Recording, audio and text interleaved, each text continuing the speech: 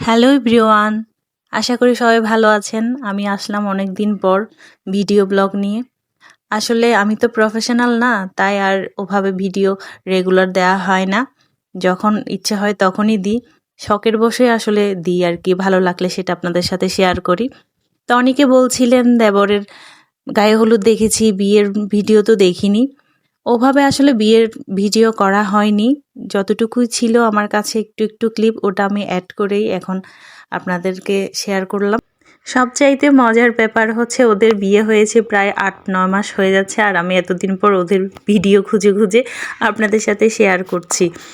তো যে ওদের বিয়ে হয়েছিল আসলে মন্দিরে, এরপর বাসায় নিয়ে আসে। এখানেও আবার কিছু রিচুয়াল থাকে, ওগুলো পালন করছে। বলা চলে কিছু বিয়ে মানে হাফ বিয়ে মন্দিরে হয়েছে আর হাফ বিয়ে বাসায় হচ্ছে। এখানে কমিউনিটি সেন্টারের চাইতেও বাসায় বেশিরভাগ দেখি বিয়েটা হয়। মজাও লাগে আসলে, বাড়িতে বিয়ে হলে খুব একটা খারাপ লাগে না, সবাই এনজয় করতে পারে। এরপর বউকে নিয়ে এসে এখানে বিয়ের বিভিন্ন নিয়মগুলো করছে। এরপর বিয়ে শেষ করে বাসায় আসছে, বাসায় আসার পরও মানে রুমে ঢুকিয়েছে। এরপরও কিছু রিচুয়াল থাকে, এগুলো সবাই পালন করছে। আমরা সবাই ভাত খেলাম, এখানে বরযাত্রী কনেযাত্রী সবাই ছিল। এরপরে এটা হচ্ছে পরের দিন মানে যে দিন বৌভাত দিয়েছে এর পরের দিন, বিয়ের পর দিনই বৌভাত ছিল। ওটার ক্লিপ আর নেওয়া হয় নাই, এনজয় করেছিলাম সবাই মিলে।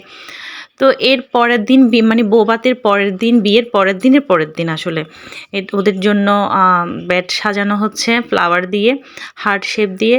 আমরা খুবই এনজয় করছিলাম আসলে, ওখানে কিছু নাচানাচি, অনেক কিছু মজা করলাম। এরপর আমরা বরকে ঢুকতে দিচ্ছিলাম না, একটা কেকও আনা হয়েছে, বউকে আবার সাজানো হয়েছে। তো আমরা আমার দেবর সাথে খুব দুষ্টামি করছি, ঢুকা যাবে না, টাকা চাই।